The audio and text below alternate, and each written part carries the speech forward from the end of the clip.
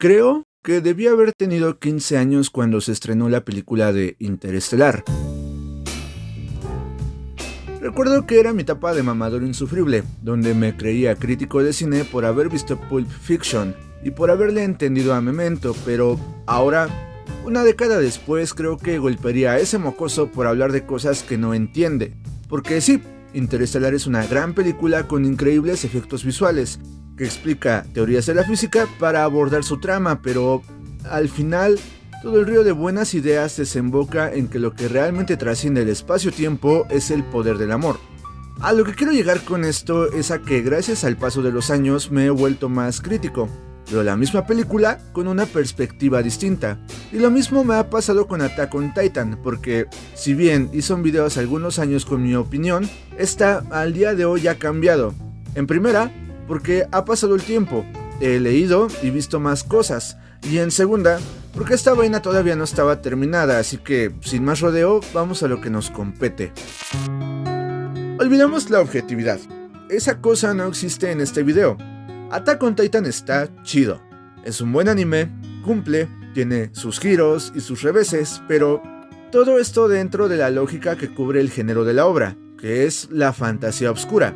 El problema llega cuando intenta profundizar en temas que existen fuera de su universo. ¿A qué me refiero con esto? Ok, vamos por partes, y volvamos a analizar el primer capítulo. Se nos presenta esta estética medieval del mundo y el conflicto por el que está atravesando la humanidad, que es la guerra contra los titanes. Entonces tenemos estos dos factores que componen la fantasía oscura, y que además nos hablan de que tiene sus toques bélicos. Hay un ejército que protege a la humanidad que habita dentro de las murallas. Lo primero que vemos es el título, a ti 2000 años en el futuro. A Eren llorando al despertar, pero lo verdaderamente interesante ocurre con la aparición de Hannes. Vemos a un grupo de militares holgazaneando que se aprovechan de su lugar en la jerarquía en medio de un conflicto que afecta a toda la humanidad. El cinismo de un grupo de personas a las que no les interesa inmiscuirse en una guerra que, a su parecer, les es ajena. Vemos a un niño con una convicción fuerte hacia sus ideales, un niño que quiere salvar a la humanidad de la extinción, pero cuando vuelve la Legión de Reconocimiento y cruzan las murallas, vemos que la guerra está prácticamente perdida. La humanidad no ha tenido una sola victoria contra los titanes. Vemos que los ideales no son suficientes para ganar este conflicto y ningún otro. Vemos la cara de un niño que no entiende una mierda sobre la guerra y una madre llorar por la muerte de su hijo. Somos jóvenes, podemos soñar con ver el mundo real, podemos jugar a ser soldados, pero cuando salimos al mundo real, vemos que no es para nada como lo imaginamos. La guerra es solo un juego donde nosotros solo somos piezas que sirven para sacrificarse. Me encanta cuando llega el titán colosal y destruye la muralla. Todo es caos. Mueren buenos, malos, los escombros volando por los aires, a Hannes corriendo a salvar a la madre de Eren. Pero cuando se encuentra un titán cara a cara, recuerda que es un hombre, que tiene un cuerpo, que se puede herir, que puede sangrar, que puede morir. Lo que salva a Eren no es un héroe, es un hombre con miedo que escapa de la guerra. De nuevo, me recuerda a Berserk, donde ni los buenos ni los fuertes viven hasta el final. El universo es indiferente. No es de extrañarnos, dado que Berserk es el padre de la fantasía oscura. Ya hasta aquí todo cool. La historia es buena. Vemos que se trata de un anime de mechas, o bueno, mechas, que son estos robots pilotados por personas. Por lo que tengo entendido, Hajime Isayama se inspiró en Evangelion para su historia, y se percibe un poco. Shinji era deshumanizado para convertirse en la llave que activara el EVA 01. Conforme avanza la historia vemos que en efecto, Eren es un arma para usarse en la guerra contra los titanes. Me gusta cómo la historia introduce personajes con sus ideales y sus sueños, que poco a poco van muriendo en la guerra. Todos son soldados, son instrumentos que se sacrifican para alcanzar un objetivo, y Eren no es distinto a ellos. Creo que es en la segunda temporada, después del arco del titán hembra, que justamente tiene su momento de catarsis, donde reconoce que él no es el protagonista de una historia, sino otro eslabón en la cadena de mando.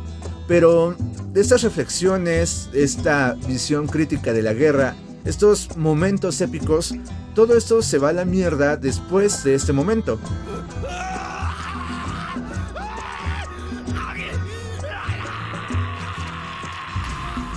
Vale, sé que dije que no hay objetividad real en este video, pero no significa que no pueda ser crítico. Recuerda que esta es mi opinión y también puedes dejar la tuya en los comentarios, con respeto, porque los conozco, malditos animales. Así que, hablemos de Game of Thrones.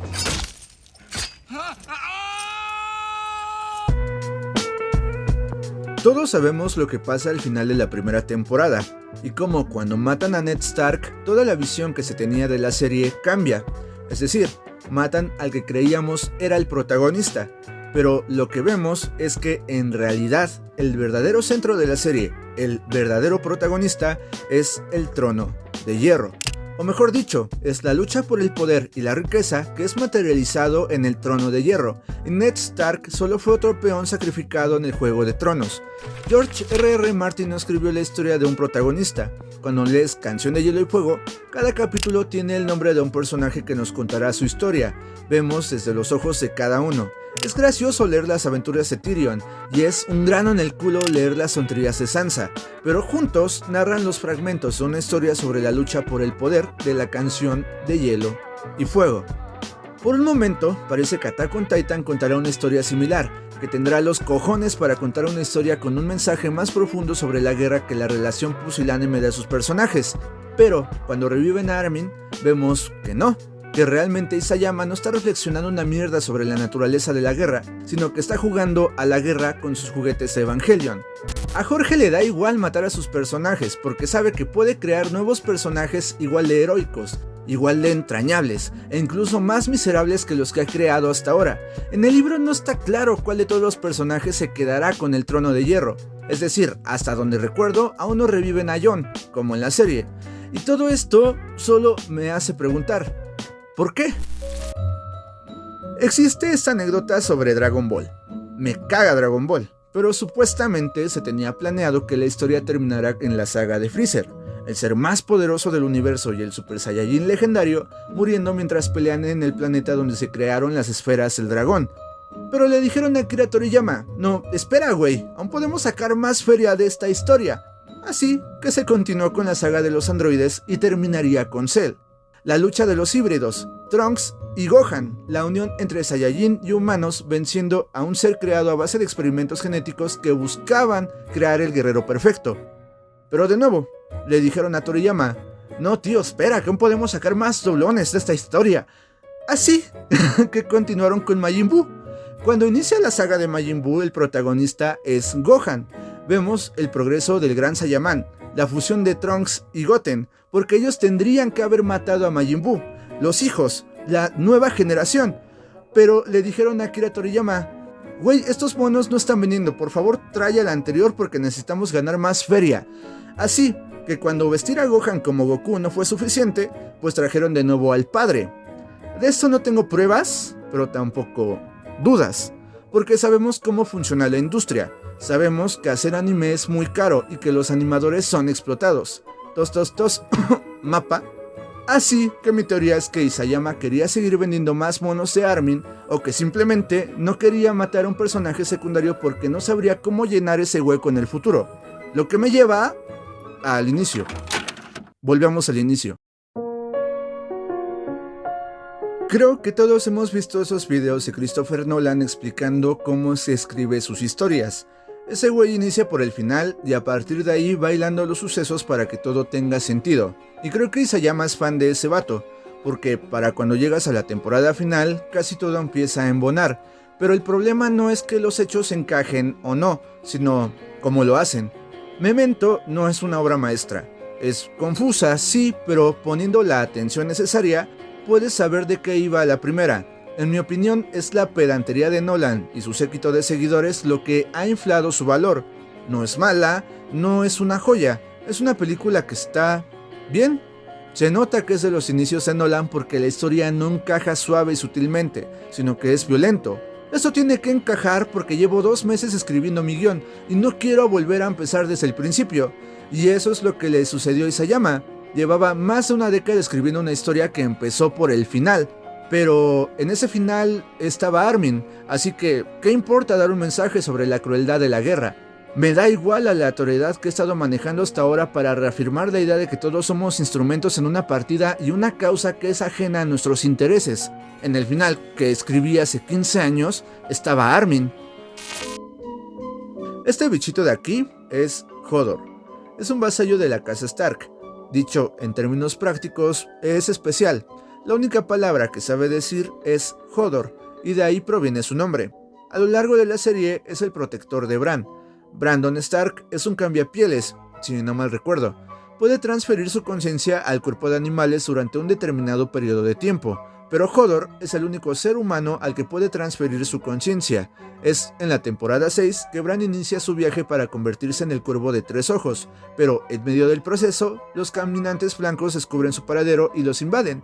Mientras su conciencia sigue en el pasado, toma el control del cuerpo de Hodor en el presente para poder escapar, y mientras intentan escapar le dan la orden, Hold the Door. El problema es que como Bran sigue en el pasado, afecta la conciencia de Hodor en ese tiempo, y como resultado,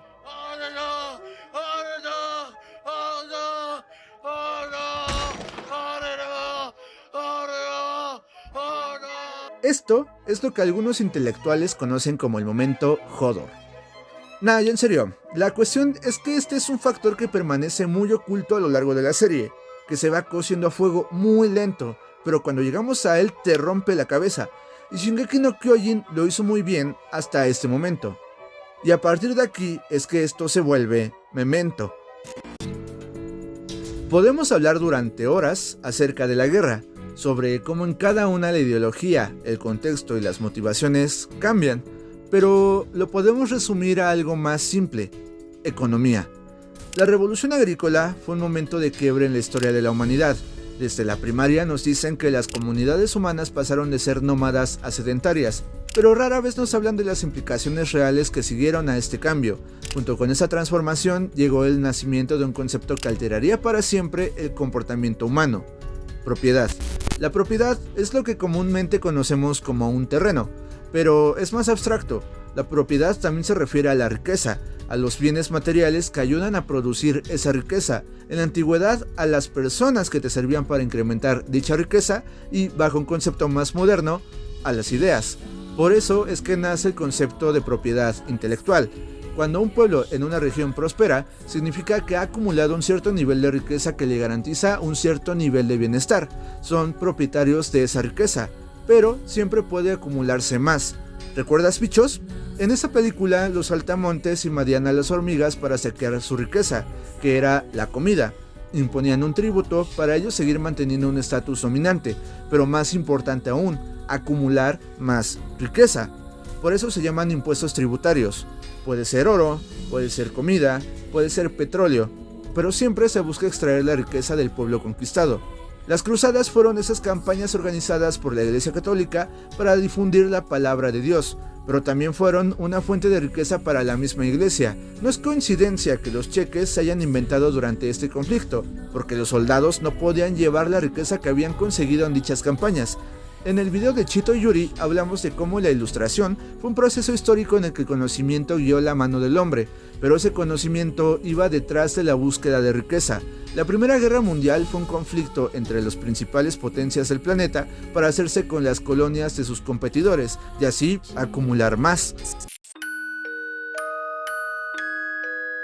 Podemos hablar de ideologías, religiones o amoríos, pero siempre la economía ha estado presente, y eso es algo que Eren no entiende a lo largo de la serie, o mejor dicho, Isayama.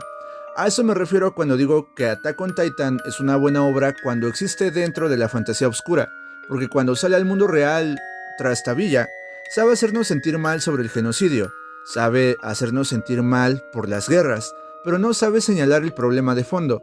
Hay momentos donde nos muestra que el ser humano es más cruel que los titanes, pero nunca dice por qué después de descubrir el misterio de Paradis siguen viviendo en una monarquía, cuando está claro que su forma de gobierno nunca dio resultado y no va a hacer ningún cambio ahora. Dice que existen sectores segregados por ser hijos de Ymir, por su raza o religión, pero nunca voltea a ver con ojos críticos a la riqueza y cree que genuinamente todo el discurso ideológico es lo que mueve el motor de este verdadero coloso que es la guerra. Apenas vi la segunda parte del final verdadero de la temporada final de Attack on Titan, porque sentía dolor al pensar en sentarme a perder una hora de mi tiempo en algo que ya sabía cómo iba a resultar. Lo que hace una buena historia, un buen final, es ver cómo cambian los personajes a lo largo de esta. Thorfinn y Canuto entendieron hace mucho tiempo cuál es el significado de la guerra. Berserk ha durado tantos años no por ser un éxito comercial, sino porque es una obra que ha madurado a lo largo de los años junto con su autor. Y veo esta escena y pienso que Eren y Sayama siguen siendo esos niños que no entienden una mierda sobre la guerra.